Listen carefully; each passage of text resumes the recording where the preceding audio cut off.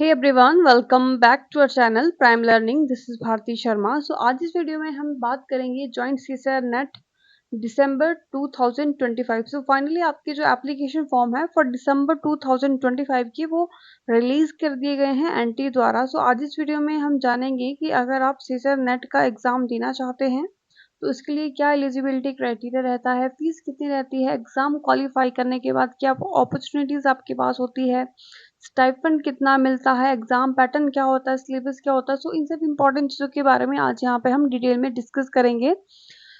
अगर आप लोग चैनल पर नए हैं मेक श्योर आप चैनल को सब्सक्राइब जरूर से करें सो दैट आने वाले जितने भी इंपॉर्टेंट वीडियोस हैं उसके नोटिफिकेशंस आप लोगों तक इजीली पहुंच जाए।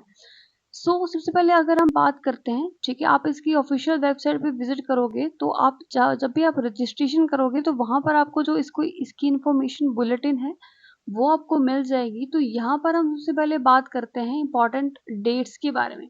जो आपकी ऑनलाइन रजिस्ट्रेशन है यानी कि फॉर्म फिलअप है वो आपकी 29 सितंबर से शुरू हो चुके हैं। टुडे इज 26, ठीक है जी, यानी कि पिछले कल से आपके जो फॉर्म फिलिंग है वो स्टार्ट हो चुके हैं और इसकी जो लास्ट डेट है वो आपकी 24 अक्टूबर यहाँ पे रहने वाली है अप टू 11:50 PM।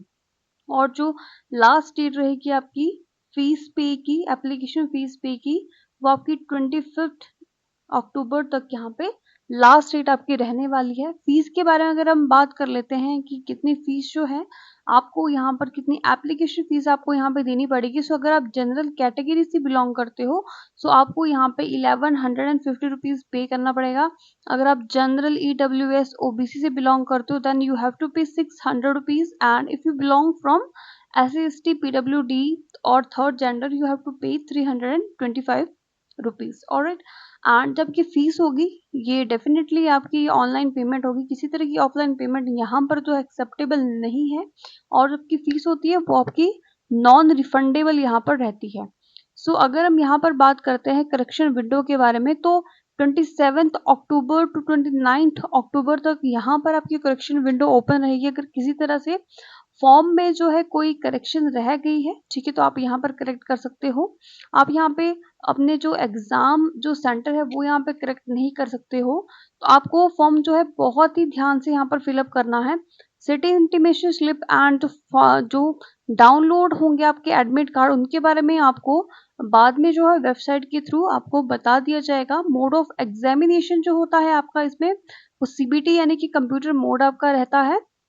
एंड जो एग्जाम का पैटर्न होता है, ठीक है, यहाँ पे ऑब्जेक्टिव टाइप्स ऑफ MCQs रहते हैं। 180 मिनट्स यहाँ पे मिलते हैं यानी कि 3 आवर्स का आपको टाइम मिलता है। एंड जो भी आपका एग्जाम होगा वो आपका 18 दिसंबर को आपका एग्जाम कंडक्ट हो जाएगा, ठीक है। मतलब एक ही दिन जितने भी सब्जेक्ट्स हैं, ठीक है, जितने भी सब्जेक्ट्स आपके CSR नेट के अंदर आते हैं तो उन सभी का जो एग्जाम है वो 18 ऑफ दिसंबर को ही कंडक्ट होगा, ठीक है जी। एंड यहाँ पे शिफ्ट रह सकती है शिफ्ट 1 में, ठीक है, 9 to 12 जो फर्स्ट शिफ्ट रहेगी आपकी एंड सेकंड शिफ्ट आपकी जो है वो 3 to 6 PM यहाँ पर रहने वाली है। ऑलराइट, जो भी आपके सेंटर मिलेंगे, जिस भी शिफ्ट में मिलेंगे वो भी आपको एडमिट कार्ड में जो है वो मेंशन होगा आपका ऑलरेडी। ऑलराइट, यहाँ से जो है यहाँ पे वेबसाइट आपको दी गई है। इस वेबसाइट पे क्लिक करके आप जो है अपने फॉर्म फिलअप यहाँ पर कर सकते हो। ओके जी, तो यहाँ पर सबसे पहले अगर हम बात करते हैं फेलोशिप के बारे में, जो भी कैंडिडेट जो होते हैं वो फेलोशिप यानी कि JRF क्वालिफाई करते हैं तो उसको यहाँ पर जो एजेंसी यानी कि CSI और UGC द्वारा फेलोशिप दी जाती है और PhD। ऑलराइट, और यहाँ पर बताया गया है, ठीक है, और इसका जो वैलिडेशन रहता है, ठीक है, 2 साल के लिए आपकी फाइल यानी कि 2 साल के अंदर अंदर आपको किसी भी इंस्टीट्यूशन में अगर आप JRF क्वालिफाई करते हैं तो within 2 years you have to get admission in any institute in PhD and so that you can avail your fellowship. Alright, इसकी वैलिडेशन जो होती है वो 2 years रहती है for JRF and if you qualify under your assistant professorship और PhD के लिए 1 year के अंदर आपको किसी भी इंस्टीट्यूशन में PhD एडमिशन लेना होता है। उसके बाद जो PhD ओनली कैटेगरी है अगर आप उसमें क्वालिफाई करते हैं यानी कि सेकेंड ईयर आप एडमिशन लेना चाहते हैं on the basis of your PhD only category that you are not eligible for that, ठीक है। 2 साल के अंदर ही आपको उसमें एडमिशन लेना होता है और कोई भी जो है ठीक है। एंड पीरियड नहीं, आपके वैलिडेशन ऑफ असिस्टेंट प्रोफेसर आपका, अगर आप एलएस क्वालिफाई करते हो तो आपका ये जो होता है इसकी वैलिडेशन लाइफ लॉन्ग रहती है, ठीक है। सो नेक्स्ट अगर हम बात करते हैं, ठीक है, आप कौन कौन सी कैटेगरी है जिसमें आप अप्लाई कर सकते हो, तो फर्स्ट यहाँ पर आती है जेआरएफ के लिए एंड असिस्टेंट प्रोफेसर, ठीक है। अगर आप जेआरएफ कैटेगरी यानी कि कैटेगरी 1 में क्वालिफाई करते हैं, अगर आप एग्जाम कैटेगरी 1 में क्वालिफाई करते हैं तो आप जेआरएफ के लिए एलिजिबल होते हैं, असिस्टेंट प्रोफेसर के लिए एलिजिबल होते हैं एंड पीएचडी एडमिशंस के लिए एलिजिबल होते हैं, ठीक है। अगर आप कैटेगरी 2 में जो है एग्जाम क्वालिफाई करते हैं तो आप यहाँ पर जेआरएफ के लिए एलिजिबल नहीं होते हैं, एलएस यानी कि असिस्टेंट प्रोफेसर के लिए एलिजिबल होते हैं और आप पीएचडी एडमिशन के लिए एलिजिबल रहते हैं। अगर आपका एग्जाम थर्ड कैटेगरी में क्वालिफाई होता है तो आप यहाँ पे ना ही जेआरएफ के लिए एलिजिबल होते हैं, ना ही असिस्टेंट प्रोफेसर के लिए, आप यहाँ पर only and only PhD admission के लिए एलिजिबल होते हैं, ठीक है। सो यहाँ पर जो है आपको डिटेल में यहाँ पर दिया गया है, सो आप यहाँ पे रीड आउट कर सकते हो। स्टाइपेंड के बारे में अगर हम बात करते हैं कि अगर आप जो जेआरएफ जो है वो क्वालिफाई कर लेते हैं तो कितना स्टाइपेंड जो है आपको दिया जाता है। सो आपकी जो पीएचडी की फर्स्ट ईयर है, एडमिशन होने के बाद आप अपना स्टाइपेंड जो है वो अवेल कर सकते हैं, ठीक है। सो फर्स्ट 2 ईयर्स के लिए आपको एवरी मंथ 37,000 रुपीज यहाँ पे दिया जाता है, ठीक है जी। एंड आपको यहाँ पे एनुअल कंटीजेंसी भी ग्रांट होती है, दैट इज जो 20,000 आपको एनुअल कंटीजेंसी जो है वो ग्रांट होती है एंड जो फेलोशिप होती है उसको, ठीक है, विल बी गवर्न्ड बाय जो भी टर्म्स एंड कंडीशन होती है सीएसआई यूजीसी और research scheme as applicable. Alright, और जब भी आप पीएचडी के 2 साल यहाँ पे कंप्लीट कर लेते हो उसके बाद जो है आपको आपकी जो जेआरएफ है वो एसआरएफ में कन्वर्ट कर दी जाती है और थर्ड ईयर से जो है आपको यहाँ पे 42,000 रुपीज यहाँ पर मिलना शुरू हो जाता है, ठीक है जी।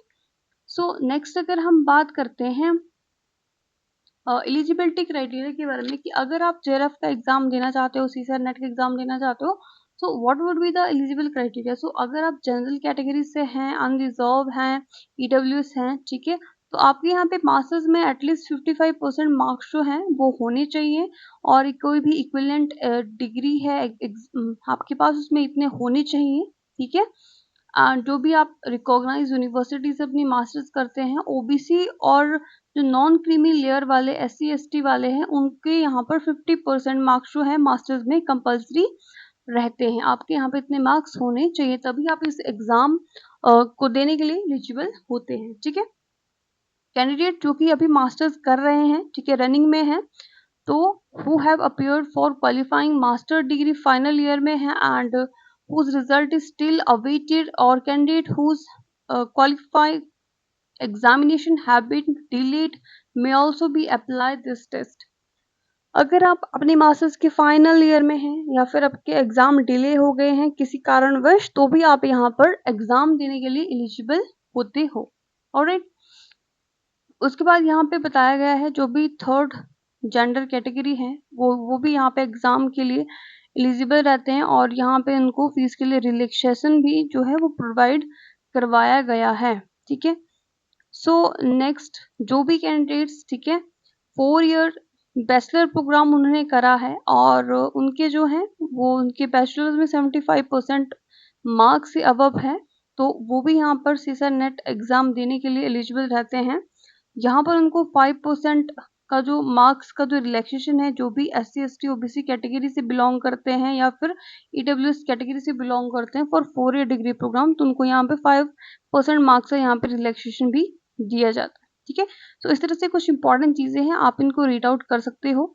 अगर हम बात करते हैं एज लिमिट के बारे में, कितनी आपकी एज लिमिट रहनी चाहिए, सो अगर आप JRF क्वालिफाई करते हैं तो उसके लिए आपकी एज लिमिट 30 ईयर से ज्यादा नहीं होनी चाहिए, ऑलराइट। अगर आप 31 ईयर्स के तो आप JRF के लिए एलिजिबल नहीं होते हो, ठीक है। यानी कि आपकी मैक्सिमम जो अपर एज लिमिट है दैट इज योर 30 ईयर्स, यानी कि इससे पहले 28 ईयर्स जो थी वो आपकी अपर एज लिमिट थी, बट अभी जो है 2 साल यहाँ पे एक्सटेंड कर दिए गए हैं। और जो भी जो भी OBC कैटेगरी के लोग हैं, ठीक है, SC ST PWD से हैं, थर्ड जेंडर हैं, तो उनको यहाँ पर अप टू 5 ईयर्स का रिलैक्सेशन दिया गया, यानी कि उनकी अपर age limit that is your 35 years है फॉर JRF, ठीक है। एंड असिस्टेंट प्रोफेसर के लिए कोई अपर एज लिमिट नहीं है। अगर आप एडमिशन पीएचडी परमिशन की थर्ड कैटेगरी में अप्लाई करना चाहते हो तो उसके लिए भी यहाँ पर कोई भी अपर एज लिमिट नहीं है। सो अगर हम बात करते हैं, ठीक है, यहाँ पर इनएबिलिटी बीइंग डिटेक्टेड बाय, अगर कोई भी इनएबिलिटी जो है, अगर आप फॉल्स कोई भी इंफॉर्मेशन देते हैं सीसर यूजीसी नेट को किसी भी स्टेज पे, तो यहाँ पर आपका जो फॉर्म है, ठीक है, वो कैंसिल कर दिया जाएगा और आपके खिलाफ यहाँ पे कोई भी लीगल एक्शन वो यहाँ पर ले सकते हैं, ठीक है। अब यहाँ पर हम बात करते हैं डिटेल्स ऑफ एग्जामिनेशन के बारे में। So what is the mode of examination, I have told you earlier, that is it will be your computer based test, यानी कि सीबीटी मोड यहाँ पर रहता है। पैटर्न ऑफ एग्जाम की अगर हम बात करते हैं, सबसे पहले जो भी कैंडिडेट्स, जो भी स्टूडेंट्स केमिकल साइंसेस से हैं, तो उनको यहाँ पर, ठीक है, 3 पार्ट्स में उनका ये एग्जाम जो है वो डिवाइडेड रहता है। फर्स्ट आपके जो होते हैं वो आपके जनरल एप्टीट्यूड रहता है, ठीक है, इसमें आपकी 20 क्वेश्चन रहते हैं, 15 आपको अटेम्प्ट करने होते हैं। सेकेंड पार्ट भी होते हैं, ठीक है, मेमोरी बेस्ड क्वेश्चन, उसमें आपको यहाँ पे 35 क्वेश्चंस दिए जाते हैं, आपको यहाँ पे 40 क्वेश्चन दिए जाते हैं, 35 अप टू 35 आपको अटेम्प्ट करने हैं, ठीक है। नेक्स्ट यहाँ पर पार्ट सी जो लेंथी क्वेश्चंस होते हैं 60 यहाँ पे दिए जाते हैं, 25 आपको यहाँ पर अटेम्प्ट करने हैं। सो ए एंड बी जो पार्ट है उसमें जो मैक्सिमम मार्क्स है ईच क्वेश्चन के वो 2 मार्क्स का रहता है, और जो पार्ट सी है वो यहाँ पे 4 मार्क्स का रहता है। एंड यहाँ पे 25% मार्क्स की जो होती है वो नेगेटिव मार्किंग भी रहती है। टोटल मार्क्स का जो एग्जाम है आपका 200 मार्क्स यहाँ पे टोटल एग्जाम आपका रहता है। ऑलराइट, इसी तरह से जो भी earth science, atmospheric, ocean and planetary science के स्टूडेंट्स हैं, ठीक है, उनका यहाँ पे पेपर पैटर्न थोड़ा सा डिफरेंट रहता है, ठीक है। आप जैसे यहाँ पे देख सकते हो, अगर हम लाइफ साइंसेस की बात करते हैं तो यहाँ पर भी, ठीक है, आपके पार्ट ए में आपके 20 क्वेश्चन रहते हैं, 15 आपको अटेम्प्ट करने रहते हैं। 50 क्वेश्चन आपके पार्ट बी के रहते हैं, 35 आपको अटेम्प्ट करने होते हैं। 75 क्वेश्चन आपको यहाँ पर पार्ट सी के होते हैं, आपको 25 अटेम्प्ट करने होते हैं, ठीक है। आप इससे कम भी अटेम्प्ट कर सकते हो, बट मैक्सिमम आपको यहाँ पे 75 आउट ऑफ 75 आपको सिर्फ 25 ही अटेम्प्ट करने होते हैं। नेगेटिव मार्किंग यहाँ पे सेम है। सो आप लोग यहाँ पे अपना जो एग्जाम पैटर्न है उसको अकॉर्डिंग टू योर सब्जेक्ट आप देख सकते हो। ऑलराइट, सो नेक्स्ट यहाँ पर जो है आपको मार्किंग स्कीम भी दी गई है। मीडियम, एग्जाम का जो मीडियम है आपका हिंदी और इंग्लिश दोनों में रहता है। अगर आप हिंदी मीडियम से बिलोंग करते हो तो आप हिंदी में भी ये एग्जाम दे सकते हो। ये जो होते हैं वो आपको एग्जाम सेंटर में ही आप मतलब अपना हिंदी या इंग्लिश में इसको स्क्रीन पे आप इसको चेंज कर सकते हो, ठीक है। और फॉर्म फिलअप करते टाइम भी अगर आपने हिंदी चूज किया तो आपको एग्जाम जो है वो हिंदी में मिलेगा, अगर इंग्लिश चूज किया तो आपको हिंदी में मिलेगा। ऑलराइट, नेक्स्ट यहाँ पर जो भी सिलेबस है, स्कीम है एग्जामिनेशन की, वो आपको इस वेबसाइट से यहाँ पर मिल जाएगी। तो जो भी आपके सब्जेक्ट्स के अकॉर्डिंग आपका सिलेबस है, आप यहाँ पर उसको जा करके चेक कर सकते हो, ठीक है। स्कोर कार्ड विद परसेंटाइल आपको और मार्क्स आपको यहाँ पर लेटर आपको मिलते हैं, ठीक है। सो यहाँ पर कुछ और चीजें दी गई है, आप यहाँ पर, ठीक है, अपने अकॉर्डिंग देख सकते हो। और अगर हम बात करते हैं, ठीक है, यहाँ पर जो है टोटल इन्होंने जो भी जैसे आपको एग्जाम किस तरह से आपको एग्जाम फिल करना है, ठीक है, इसके बारे में फुल ऑन डिटेल इन्होंने यहाँ पर दिया है। सो आपको कहीं भी जाने की जरूरत नहीं है, आप इसका इंफॉर्मेशन ब्रोशर निकालिए। अगर आपको समझ में नहीं आ रहा है कि आपको एग्जाम फिलअप कैसे करना है, तो आप यहाँ पर, ठीक है, इस इंफॉर्मेशन ब्रोशर में जा करके आप यहाँ से देख सकते हो एंड अकॉर्डिंगली आप यहाँ पर जो है अपना एग्जाम फिल कर सकते हो, ठीक है।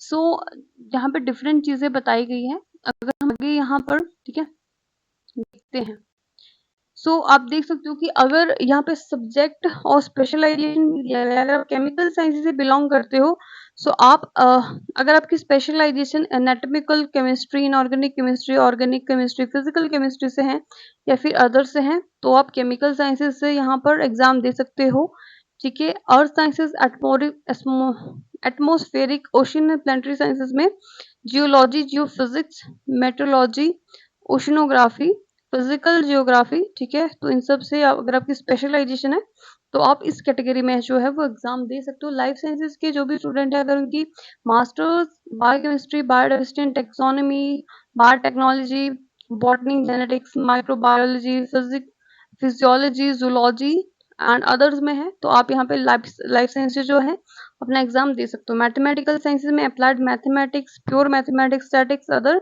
आप यहाँ पे अप्लाई कर सकते हो। फिजिकल साइंसेस के लिए अगर आपकी masters atomic molecular physics, classical dynamics, condense matter physics, electromagnetics, experimental design, electronics, nuclear and particle physics, quantum physics, thermodynamics and other से है, तो आप डेफिनेटली यहाँ पर ठीक है अप्लाई कर सकते हो। नेक्स्ट यहाँ पर जो है आपको फॉर्म फिलिंग की ठीक है यहाँ पे डिफरेंट जो भी ठीक है क्राइटेरियाज हैं, तो इस तरह से सबसे पहले आप ठीक है जब भी लॉगिन करोगे सबसे पहले आपको रजिस्ट्रेशन करना है। ठीक है, अगर आप पहले से रजिस्टर है तो आपको यहाँ पर जाना है, लॉगिन कर सकते हो। अगर आप फर्स्ट टाइम यहाँ पे रजिस्ट्रेशन कर रहे हो तो आपको सबसे पहले यहाँ पर जाना है, न्यू रजिस्ट्रेशन। ठीक है, यहाँ पे देखो स्टेप वाइज यहाँ पे बताया गया है किस तरह से आपको फॉर्म फिलअप करना। सो यहाँ से जो है डाउनलोड डिटेल एडवर्टीजमेंट, यहाँ पे आप अपना इंफॉर्मेशन ब्रोशर जो है उसको यहाँ पर डाउनलोड कर सकते हो। ठीक है, यहाँ पे कंप्लीट डिटेल में सब कुछ बताया गया है किस तरह से आपको एग्जाम फिलअप करना है। ठीक है, सो आप इसको चेकआउट कर सकते हो।